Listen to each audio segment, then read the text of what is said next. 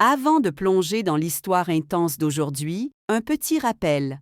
Plus de 90% de nos spectateurs regardent nos vidéos sans être abonnés. Si vous aimez ce genre de contenu, prenez une seconde pour vous abonner et activez la cloche pour ne rien rater. Et si vous trouvez cette histoire captivante, n'oubliez pas de liker la vidéo, ça nous aide énormément. Je n'ai jamais été une femme qui cherche les ennuis. J'ai toujours essayé d'être droite, de suivre les règles, de ne pas faire de vagues. Mariée depuis 10 ans, mère d'une petite fille de 8 ans, j'avais une vie simple. Une maison modeste dans une banlieue tranquille. Un mari qui travaille beaucoup et une routine que j'avais apprivoisée. Mais parfois, la routine devient une prison invisible. Et parfois, on se perd dans cette routine sans même s'en rendre compte. Je ne sais pas exactement. Quand les choses ont commencé à se fissurer entre moi et Thomas, mon mari. Peut-être que c'était progressif. Peut-être que c'était toujours là, caché sous les sourires forcés et les silences prolongés. Il travaillait de longues heures au bureau, rentrait tard, fatigué, préoccupé. Il ne me regardait plus comme avant. Il ne me posait plus de questions. Et moi, j'avais arrêté de lui parler. On vivait ensemble, mais on ne partageait plus rien. À côté de chez nous vivait la famille Morel. Ils étaient installés là depuis des années, mais on ne se parlait pas souvent. Le père, Monsieur Morel, était souvent en déplacement, et la mère restait à la maison. Ils avaient 2 enfants, dont un garçon, Hugo. Il avait 20 ans, à peine sorti de l'adolescence. Il était poli, réservé, souvent seul. Je le voyais de temps en temps dans le jardin ou lorsqu'il passait devant chez nous pour promener son chien. Un jour, tout a basculé. C'était un samedi matin. Thomas était encore au travail, comme souvent. Ma fille était chez mes parents pour le week-end. J'étais dans le jardin, arrosant mes plantes, quand j'ai entendu quelqu'un m'appeler. C'était Hugo. Il m'a demandé si je pouvais l'aider à porter une étagère dans leur garage. Sa mère s'était fait mal au dos et il ne voulait pas le faire seul. J'ai accepté sans trop réfléchir. Rien d'anormal au départ. On a déplacé l'étagère. On a un peu ri en se rendant compte qu'elle était bien plus lourde que prévu. Et puis on a discuté. Il m'a parlé de ses études, de ses doutes sur son avenir, de ses amis qui partaient loin et de son sentiment de rester coincé ici. Moi, je l'écoutais et je me rendais compte que cela faisait des semaines, voire des mois, que personne ne m'avait parlé comme ça. Juste pour parler, juste pour écouter. C'est devenu une habitude. Je crois que c'est là que j'ai fait ma première erreur. Les semaines suivantes, je trouvais toujours une excuse pour passer chez les Morel. Parfois, c'était un gâteau que j'avais fait de trop. Parfois, un livre à prêter. Parfois, rien du tout. Juste une envie de dire bonjour. Hugo était toujours là, et il semblait content de me voir. Il était attentionné, doux, sincère, tout ce que Thomas ne m'offrait plus. Un après-midi, je me suis surprise à attendre son message. Oui, il m'envoyait des messages maintenant. Rien de compromettant, juste des banalités. Mais j'y voyais plus que ce que c'était. J'y voyais une lumière dans le brouillard de ma vie. Une attention. Une reconnaissance. Et j'en étais honteusement heureuse. Puis, tout a pris une autre tournure. Un jour, alors qu'il pleuvait, je suis passée chez eux pour lui rendre un livre. Sa mère n'était pas là, il m'a proposé un café. On a parlé encore et encore, pendant presque 2 heures. Quand je suis rentrée chez moi, mon cœur battait à tout rompre. Pas à cause de ce qui s'était passé, mais à cause de ce que je ressentais. Et ce que je ressentais n'avait rien à voir avec l'amitié. Je savais que c'était mal. Je savais que c'était dangereux. Mais je continuais. Parce que, pour une fois, je me sentais vivante. Je n'ai jamais eu l'intention d'aller trop loin. Mais les émotions, une fois déclenchées, deviennent incontrôlables. On commence par des sourires, des regards qui durent une seconde de trop, puis des discussions plus intimes, des confessions, des mots doux. Je n'avais pas prévu que mon cœur s'attacherait. Je n'avais pas prévu que ma culpabilité se transformerait en colère contre Thomas, contre cette vie terne, contre ce mariage oublié. Un soir, Hugo m'a dit qu'il pensait souvent à moi. Mon cœur a manqué un battement. Il avait mis des mots sur ce que je refusais de dire. Je me suis levée, j'ai prétexté une urgence. Je suis rentrée chez moi. J'étais bouleversée. Parce qu'il avait raison. Et que moi aussi je pensais à lui, trop souvent. J'ai passé la nuit à pleurer. Je regardais mon mari dormir profondément à côté de moi, inconscient de la tempête que je vivais.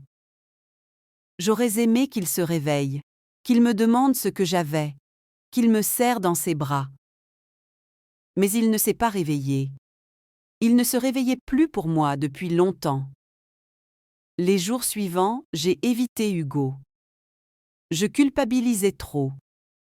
J'essayais de me convaincre que tout cela n'était qu'un moment de faiblesse, que je pouvais encore tout arrêter, que je pouvais sauver ce qui restait de mon mariage. Mais les silences de Thomas, ses absences, son indifférence, tout cela m'enfonçait dans ma solitude. Et un matin, j'ai reçu un message. C'était Hugo. Il m'écrivait « Tu me manques ». J'ai relu ces mots une centaine de fois. Et puis j'ai craqué. J'ai répondu.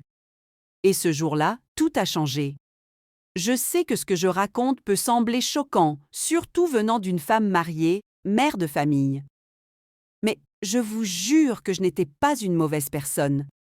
J'étais juste perdue, blessée, ignorée. Et parfois, dans la douleur, on fait des choix qu'on n'aurait jamais imaginé faire. Ce n'était plus seulement une distraction. C'était devenu un secret. Un secret qui allait bientôt m'exploser au visage. Parce que, peu importe combien on se cache, la vérité finit toujours par sortir. Et c'est ce qui est arrivé. Après ce message de Hugo, j'aurais dû tout arrêter. Supprimer la conversation, l'ignorer, couper les ponts. Mais je ne l'ai pas fait. À la place, j'ai répondu. 3 mots simples. Toi aussi, Hugo. Ces mots ont ouvert une porte que je n'aurais jamais dû entrebâiller. Car, une fois franchie, il n'y avait plus de retour possible. Nos échanges sont devenus plus réguliers, plus intimes, plus dangereux. On ne se voyait pas souvent, on savait que le moindre faux pas serait fatal. Mais nos cœurs, eux, se retrouvaient dans chaque message, dans chaque silence partagé. Je me levais le matin avec l'envie de lire un mot de lui. Et chaque fois que mon téléphone vibrait, mon cœur s'emballait. C'était comme une adolescence tardive, volée au temps. Une bouffée d'air dans une existence qui m'étouffait. Mais au fond de moi, la culpabilité grandissait. Je regardais ma fille jouer dans le salon et je me sentais comme une étrangère. Une femme double, déchirée entre son devoir et ses envies. Je ne voulais pas lui briser son foyer. Je ne voulais pas être un exemple de mensonge. Mais je ne savais plus comment redevenir la femme d'avant. Un jour, Thomas est rentré plus tôt du travail. Il m'a trouvée en train d'écrire sur mon téléphone, sourire aux lèvres. Il m'a jeté un regard rapide, pas curieux, pas jaloux, juste distant. Il ne m'a pas demandé à qui j'écrivais. Il ne m'a pas demandé pourquoi je souriais. Il a simplement dit « Je vais me coucher, j'ai une réunion tôt demain ». Et il est monté. Je suis restée figée. Il ne me voyait même plus. Il n'avait pas vu que j'avais changé, que quelque chose en moi avait basculé. Il n'avait pas vu que j'étais en train de m'éloigner. Peut-être qu'il s'en moquait. Ou peut-être qu'il était tout aussi perdu que moi. Ce soir-là, j'ai eu une longue discussion avec Hugo. Je lui ai dit que j'étais fatiguée, que je ne savais plus qui j'étais. Il m'a écouté sans m'interrompre, avec cette attention rare que je n'avais plus connue depuis des années. Puis il m'a dit « Tu n'as rien fait de mal. Tu veux juste être aimé. » Ces mots m'ont brisé. Parce qu'ils étaient vrais. Tout ce que je cherchais, c'était un regard sincère, une présence, une voix qui me dise que j'existais. Mais plus les jours passaient, plus je sentais que le fil se tendait. On ne peut pas vivre éternellement dans le secret. J'étais nerveuse, paranoïaque, toujours sur mes gardes. Je supprimais nos messages, je faisais attention à mes moindres gestes. Je mentais. Et je détestais ça. Un soir, j'étais dans la cuisine et ma fille m'a demandé « Maman, pourquoi tu souris toute seule maintenant ?» J'ai senti mon cœur s'arrêter. Je lui ai répondu vaguement, mais son regard m'a transpercée.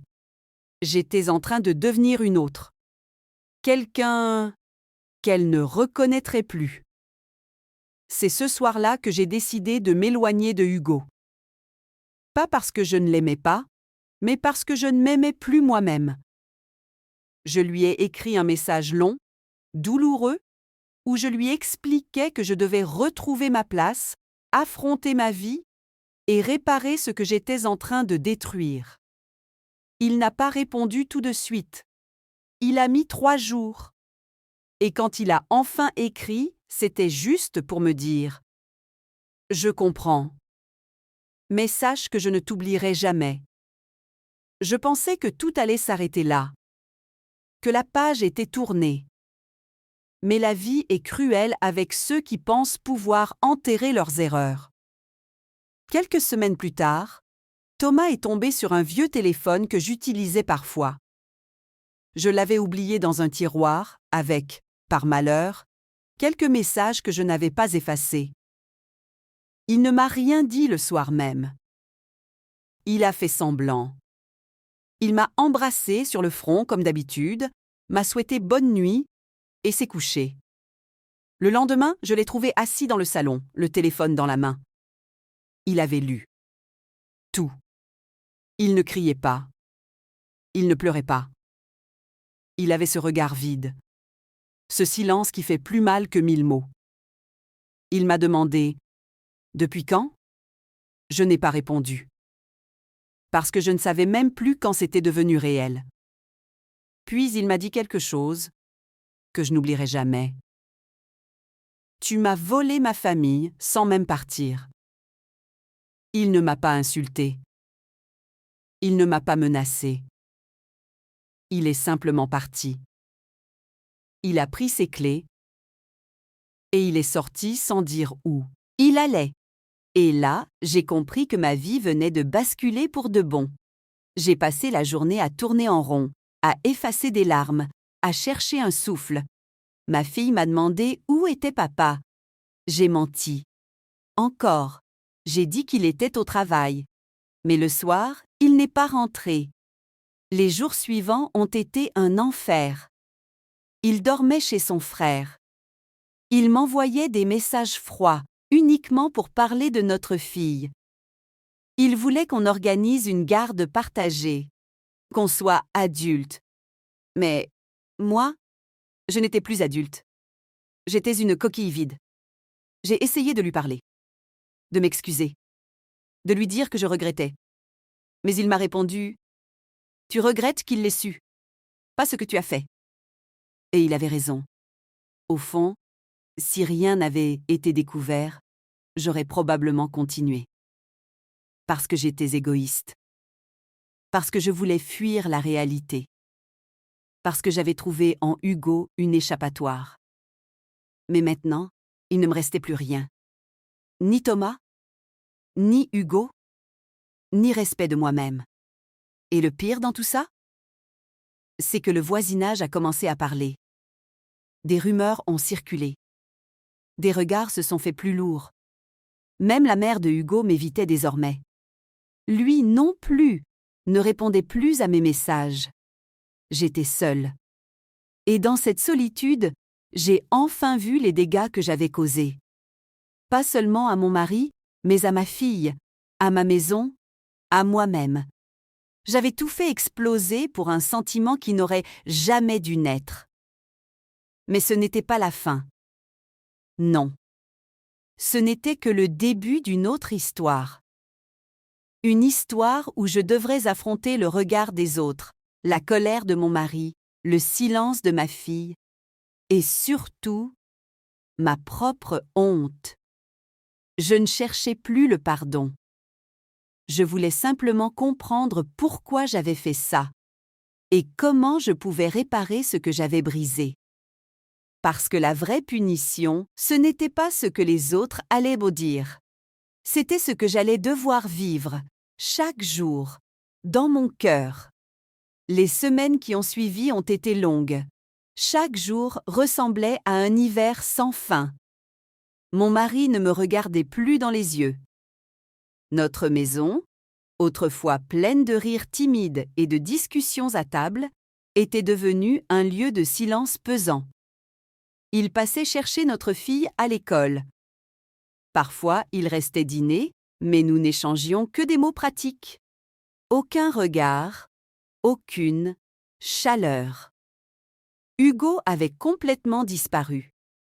Il avait arrêté de répondre et je ne l'avais plus vu même de loin. Sa mère m'évitait, les voisins chuchotaient, et moi, je portais ma honte comme une écharpe que je ne pouvais plus retirer. Même dans le miroir, je ne reconnaissais plus la femme que j'étais. Mon visage était fatigué, mes yeux ternes. Le vide, je le ressentais dans chaque pièce de la maison. Mais je n'avais pas le droit de m'écrouler. Ma fille, elle, avait besoin de moi. Et elle commençait à poser des questions. Un soir, en me regardant droit dans les yeux, elle m'a demandé « Maman, pourquoi papa ne dort plus ici? Est-ce qu'il est fâché contre toi ?» Mon cœur s'est brisé encore un peu plus. Je n'ai pas su quoi répondre. J'ai simplement dit « Papa et moi, on traverse un moment difficile, mais on t'aime très fort. » Elle m'a serré dans ses bras. Et dans cette étreinte, j'ai compris que je devais me battre, pas pour reconquérir mon mari, mais pour redevenir une mère digne de ce nom. Je me suis inscrite à un groupe de soutien. Des femmes, parfois des hommes, qui avaient fait des erreurs, comme moi. C'était dur au début. J'avais peur du jugement. Mais j'ai vite compris que le plus grand juge, c'était moi-même. Ces personnes-là m'écoutaient, sans excuser ce que j'avais fait, mais sans me condamner non plus. J'ai commencé une thérapie aussi, pour comprendre, pour me reconstruire. Au travail, j'étais distraite. Mes collègues avaient aussi entendu des rumeurs. Je voyais dans leurs regards qu'ils savaient, ou qu'ils devinaient. Je faisais semblant. Je souriais. Mais je m'écroulais intérieurement dès que je me retrouvais seule. Puis, un soir, Thomas m'a envoyé un message. Il voulait qu'on parle. Vraiment parler. Je me suis préparée à affronter sa colère, ses reproches, sa douleur. Mais il n'est pas venu avec tout ça. Il est venu avec une fatigue dans les yeux, un besoin de comprendre lui aussi. On s'est assis dans le salon, là où tout avait commencé. Et il m'a dit « Je veux comprendre pourquoi. Pas pour te pardonner. Juste pour savoir. » Alors j'ai parlé. Honnêtement.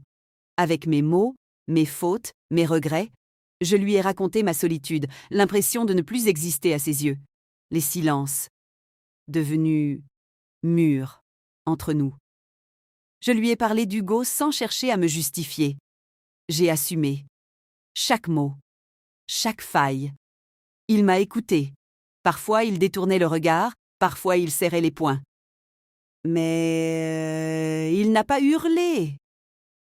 Il a simplement dit « Tu ne t'es jamais senti aussi seul que moi quand j'ai compris que tu avais choisi un autre. » Et là, j'ai compris qu'il avait lui aussi souffert dans notre silence, que notre couple n'était pas tombé d'un coup. C'était une lente agonie que nous n'avions pas voulu voir. Il m'a dit qu'il ne savait pas s'il pouvait me pardonner, qu'il avait besoin de temps, qu'il voulait se reconstruire, mais qu'il ne voulait pas que notre fille perde sa famille. Nous avons commencé à suivre une thérapie de couple, pas pour sauver ce qui ne pouvait plus l'être, mais pour essayer de ne pas devenir des étrangers l'un pour l'autre. Nous avons mis en place une garde partagée, organisé les semaines avec clarté.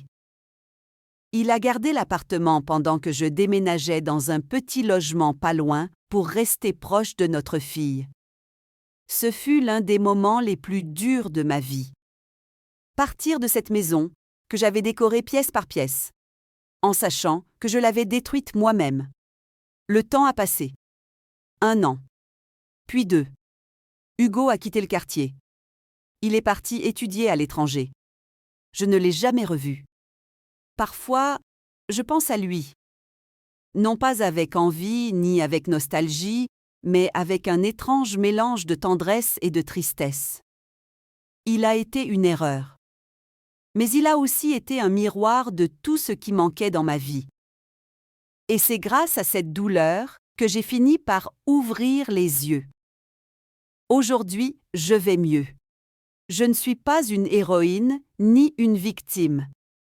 Juste une femme qui a chuté, qui a blessé, mais qui a choisi de ne pas s'enfuir. J'ai reconstruit une partie de ma vie, pas comme avant, mais différemment. J'ai réappris à me respecter, à écouter, à être présente. Mon ex-mari et moi ne sommes plus ensemble, mais nous sommes devenus des partenaires dans l'éducation de notre fille.